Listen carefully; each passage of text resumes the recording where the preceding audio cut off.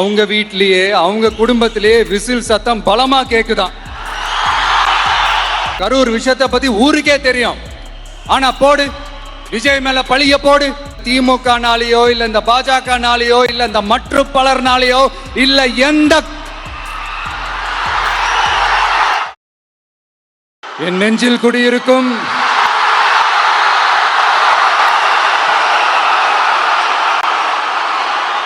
திருநெல்வேலி மக்கள் உங்கள் அனைவருக்கும் என்னுடைய வணக்கம். வணக்கம் வணக்கம் வணக்கம் வணக்கம். எல்லாரும் எப்படி இருக்கீங்க?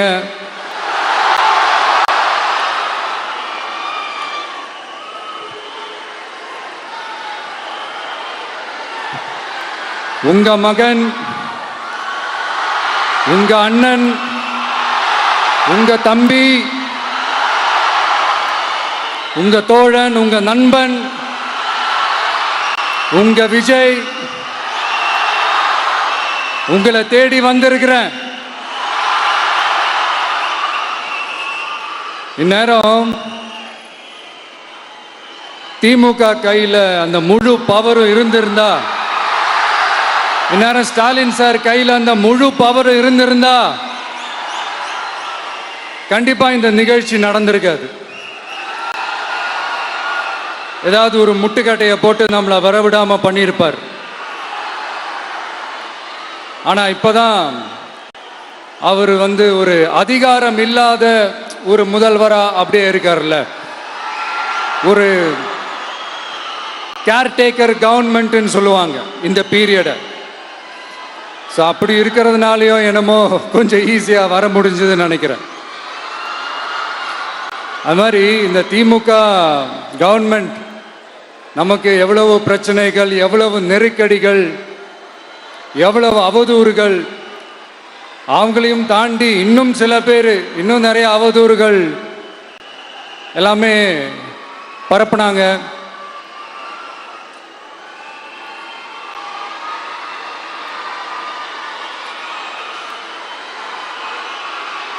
இந்த திமுக கூட்டணிக்கும் பாஜக கூட்டணியுமே இவங்க ரெண்டு பேருமே வெளியில வேணா தனித்தனியா இருப்பாங்க, ஆனா உள்ளுக்குள்ள இவங்க ரெண்டு பேருமே ஒண்ணுதான்.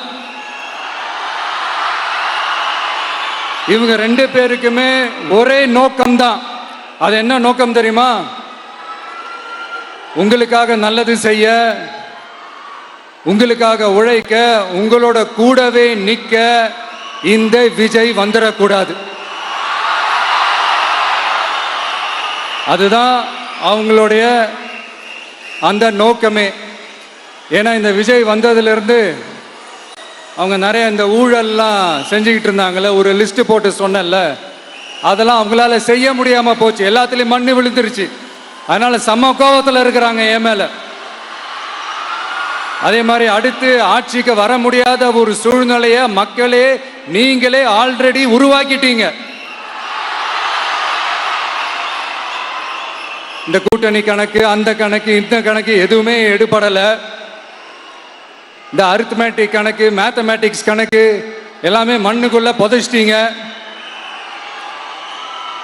அப்புறம் இந்த கொள்ளையடிச்சு வச்சிருக்கிற இந்த பணத்தை எல்லாம் வச்சு கல்லாப்பட்டி கூட்டணின்னு ஒன்று சேர்த்து வச்சிருந்தாரு. அது எல்லாமே இப்ப கலகலத்து போய் நிக்குது. டாப் தனியா, பாட்டம் தனியா, ரீப்பர் தனியா, ஜாயிண்ட் தனியா, அப்படி நிக்குது தனித்தனியா. எல்லாமே அப்படியே ஒட்ட வச்சுக்கிட்டு இருக்கிறாரு. கூட்டணி கட்சிக்காரங்களே ஒருத்தருக்கு ஒருத்தர் ஓட்டு போட்டுக்க மாட்டாங்க போல் இருக்கு. அப்படி இருக்கு நிலைமை இந்த திமுக கூட்டணியில.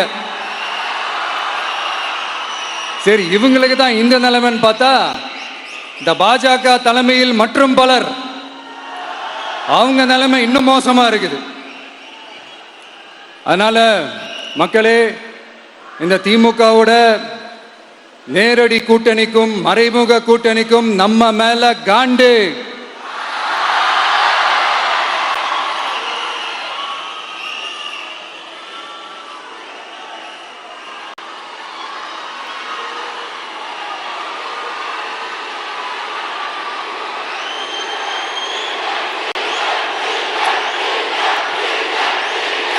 அந்த அந்த காண்டுக்கு ஒரு காரணம் என்ன தெரியுமா? அவங்க வீட்லயே அவங்க குடும்பத்திலேயே விசில் சத்தம் பலமா கேக்குதான்.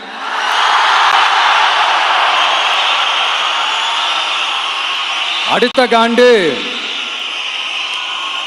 அது இந்த சில சில பல கோடிகளை கொடுத்து நம்ம தமிழ்நாட்டு காங்கிரஸை பையில போட்டுக்கிட்டாங்க. யாரு? ஸ்டாலின் சார். ஆனா உண்மையான காங்கிரஸ் யாரு பக்கம் நிக்குது? நம்ம பக்கம் நிக்குது. சிறுபான்மை மக்களோட அந்த திமுக சாயம் வெளுத்து போச்சே.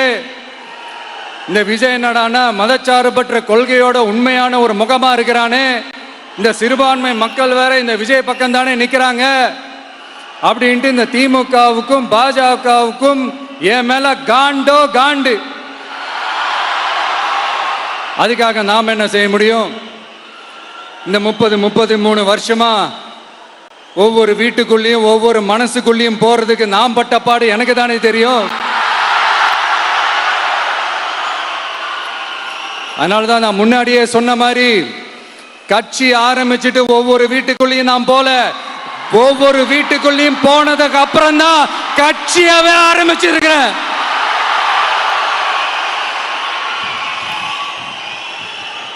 இது இந்த அரசியல் இரசியல் எல்லாத்தையும் தாண்டி இருக்கிற ஒரு உறவு. கட்சி கிட்சி எல்லாத்தையும் தாண்டி இருக்கிற ஒரு உறவு. இது ஒரு பூர்வ ஜென்ம பந்தம். இது சும்மா இந்த அரசியல் ஆதாயம் தேடுறவங்களுக்குலாம் இது என்னன்னே புரியாது. இது மற்றவங்களுக்கு வேணா எலெக்ஷன். ஆனா இந்த விஜய் கூட நிக்கிறவங்களுக்கும் இது ஒரு இமோஷன். நான் சந்தோஷப்பட்டா மக்கள் சந்தோஷப்படுறாங்க, மக்கள் சந்தோஷப்பட்டா நான் சந்தோஷப்படுறேன். எனக்கு ஒண்ணுனா மக்களுக்கும், மக்களுக்கு ஒண்ணுனா எனக்கும் கண்ணு கலங்கும். எவ்வளவு அவதூறுகள்! இந்த கரூர் விஷயத்தை பத்தி ஊருக்கே தெரியும். ஆனா போடு, விஜய் மேல பழிய போடு. என்னடா இவ்வளவு பெரிய ஒரு பழிய தூக்கி விஜய் மேல போட்டாலும் மக்கள் விஜய் கூடவே நிக்கிறாங்க. இது என்னடா அதிசயமா இருக்குது அப்படின்ட்டு அது ட்ரை பண்ணி பார்த்தாங்க. அது மக்கள் கிட்ட எடுபடல. சரி, அடுத்து வேற என்ன பண்ணலாம்? முடக்கு, ஜனநாயகனா முடக்கு. படத்தை முடக்கினா கொஞ்சம் பையன் கொஞ்சம் டிஸ்டர்ப் ஆயிடுவான். அதனால படத்தை முடக்கி. இது யாரு முடக்கினாங்கன்றது உங்களுக்கே தெரியும். அது நான் சொல்ல வேண்டிய அவசியம் உங்களுக்கு இல்லை. ஆனா இவன் நாடா இவன் படத்தை முடக்கினாலும் அவன் பாட்டுக்கு அதை கண்டுக்காம அவன் பாட்டுக்கு அவன் வேலையை பார்த்துட்டு போயிட்டே இருக்கான். அதுவும் எடுபடலை. சரி, அடுத்து வேற என்ன பண்ணலாம்? போடு, SOPன்னு ஒண்ணு போடு. விஜய்க்கு மட்டும் தனியா ரூல்ஸ், தனியா ரெகுலேஷன்ஸ், தனியா கண்டிஷன்ஸ். அவனுக்கு மட்டும் போடு. மற்ற கட்சிகள்லாம் விடு, விஜய்க்கு மட்டும் தனி கண்டிஷன்ஸ் போடு. அவன் வெளியவே வரக்கூடாது, மக்களை சந்திக்கவே கூடாது. என்னாச்சு? அதுவும் எடுபடல. சரி, அடுத்து வேற என்ன பண்ணலாம்? நம்மளை சுத்தி இருக்கிறவங்கள வச்சு, அதாவது இத்தனை வருஷமா வெயிட் பண்ணி இப்போ எலெக்ஷனுக்கு 30 நாளைக்கு முன்னாடி கரெக்டா அந்த டைம் பார்த்து ஒரு அவதூறு பரப்ப வேண்டியது. அது என்னன்னு உங்களுக்கே தெரியும். அதுவும் மக்கள் கிட்ட எடுபடல. அது மாதிரி எத்தனை சோதனைகள், எத்தனை வேதனைகள் நீங்க கொடுத்தாலும் இந்த திமுகனாலேயோ இல்ல இந்த பாஜகனாலேயோ இல்ல இந்த மற்ற பலர்னாலேயோ இல்ல எந்த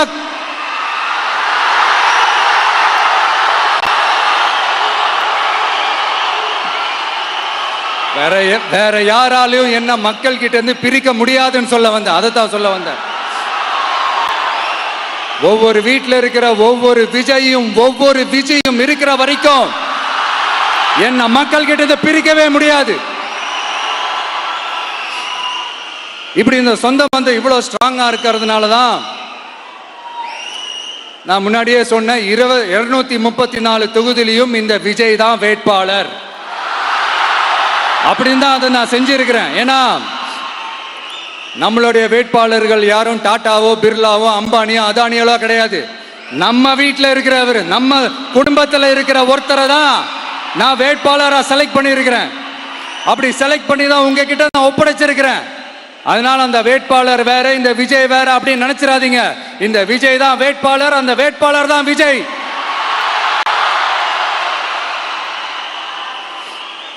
இத்தனை வருஷம் யார் யாருக்கோ ஓட்டு போட்டீங்க. ஆனா இந்த வருஷம் உங்க வீட்டில் இருக்கிற ஒருத்தருக்கு, உங்க வீட்டில் இருக்க நம்ம குடும்பத்தில் இருக்கிற ஒருத்தருக்கு நம்ம ஓட்டு போட போறோம். அந்த வேட்பாளர்களுக்கு நீங்க ஓட்டு போடுறது நமக்கு நாமளே ஓட்டு போட்டுக்கிற மாதிரி. அந்த வேட்பாளர் ஜெயிச்சா நாம ஜெயிச்ச மாதிரி. இப்படிப்பட்ட ஒரு எமோஷனலான ஒரு எலெக்ஷனை தமிழ்நாடு இல்ல, இந்தியாவே பார்த்திருக்காது. இது நீங்க எவ்ரி 5 years வர ஒரு எலெக்ஷன் மாதிரி இதை நினைச்சிடாதீங்க. இது வேற, இது ஒரு அதிசய எலெக்ஷன். 50 வருஷத்துக்கு ஒரு வாட்டி நடக்கிற ஒரு எலெக்ஷன் மாதிரி. அதனால அந்த சான்ஸை மிஸ் பண்ணிடாதீங்க மக்களே. ஒரு காமராஜர் தானா, ஒரு அண்ணா தானா, ஒரு எம்ஜிஆர் தானா நம்ம தமிழ்நாட்டுக்கு? அவங்கள மாதிரி வேற யாருமே வந்துட மாட்டாங்களா அப்படின்னு நீங்க ஏங்கினது எனக்கு தெரியும். அத மனசுல வச்சுக்கிட்டு தான் நம்ம டிவிக்கே வந்திருக்கிறோம்.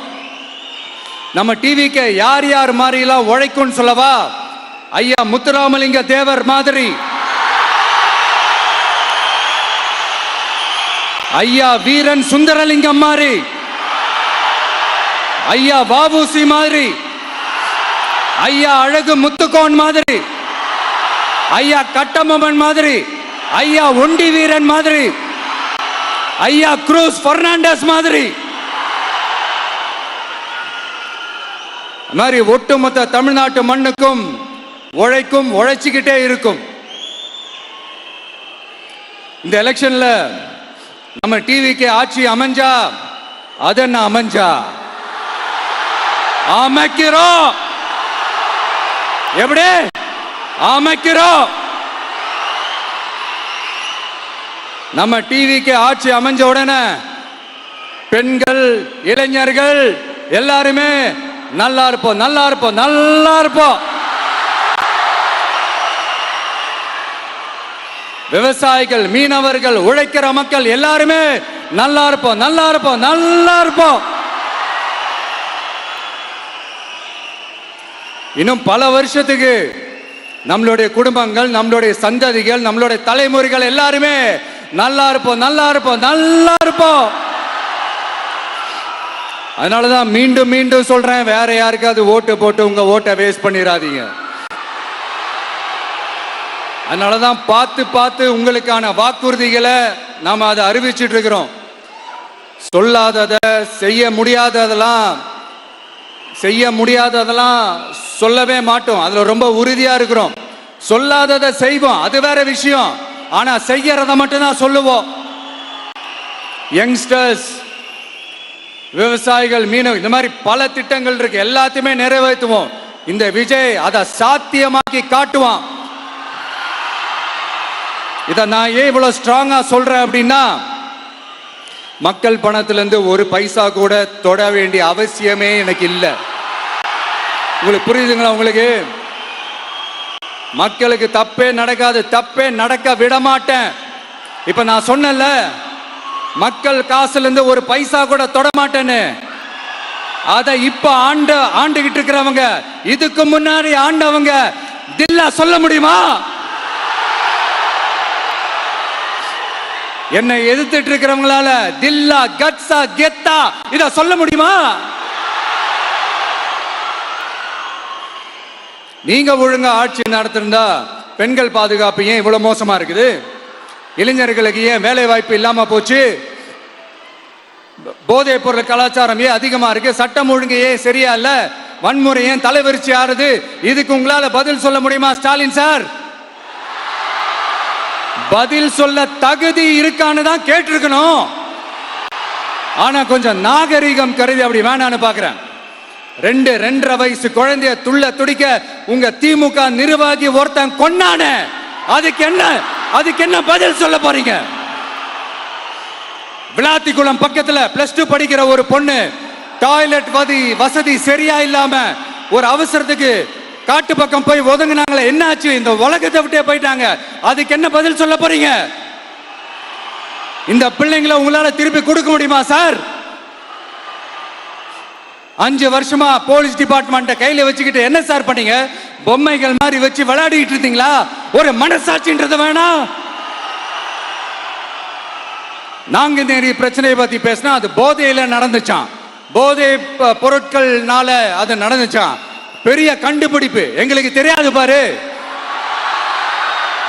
அது எங்களுக்கும் தெரியும், உங்களுக்கும் தெரியும். கேள்வி அது இல்ல, அதை ஏன் தடுக்கலன்றதுதான் எங்களுடைய கேள்வி.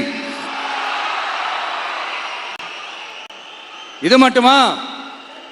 மணலை திருடுறாங்க, மண்ணை திருடுறாங்க, மலைகளை முழுங்குறாங்க, சட்டவிரோதமா கல்குவாரி நடத்துறாங்க, மணல் மாஃபியா அது ஒரு பக்கம் நடந்துகிட்டு போகுது.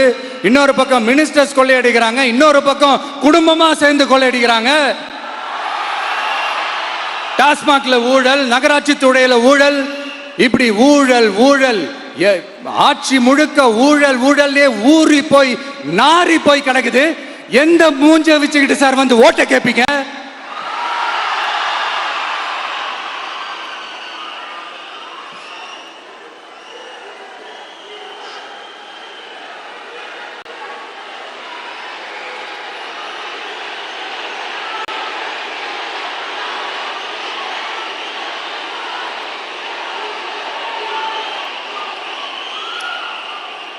இந்த எலெக்ஷன் சும்மா உங்க பணத்தை எல்லாம் வச்சுக்கிட்டு ஒன்னும் கிழிக்க முடியாது. உங்க பணத்தை எல்லாம் வச்சு மக்கள் எல்லாம் விலைக்கு வாங்கவே முடியாது. இது ஒரு மாற்றத்திற்கான ஒரு எலெக்ஷன். ஒட்டுமொத்த தமிழ்நாட்டு மக்களும் அந்த மாற்றத்தை கொண்டு வர போற அந்த எலெக்ஷன். இது உங்களாலேயோ இல்ல அந்த மற்றும் பலர்னாலேயோ ஒன்னும் தடுக்க முடியாது.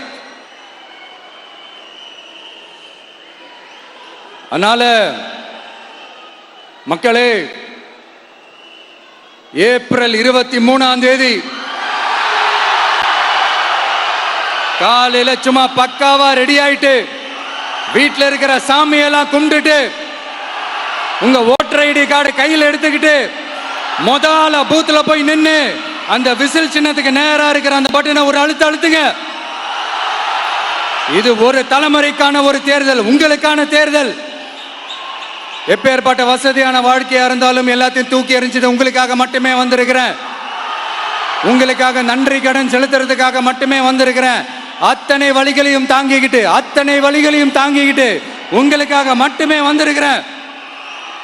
ஒரு நாளும் பொய் சொல்லி உங்களை நான் ஏமாத்தவே மாட்டேன்.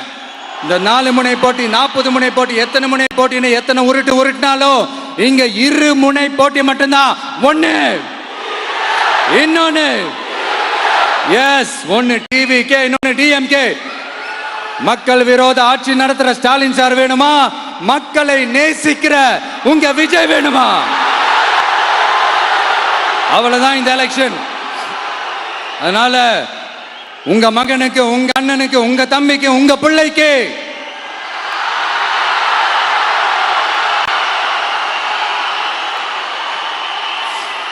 ஒரே ஒரு வாய்ப்பு கொடுங்க. தயவு செஞ்சு விசில் சின்னத்துக்கு ஓட்டு போடுங்க. இது ஒரு விசில் புரட்சி தேர்தலா இருக்கணும். நான் தன்னந்தனியாளு, நீ எல்லாம் நம்ம அப்பாரு, கொஞ்சம் நவந்தனா இங்க 8 கோடி பேரு, மிரல போது ஸ்டேட்டு நம்ம விசில் சத்தம் கேட்டு, நல்ல வங்க வாழ இங்க விசில் கடி ஓட்டே.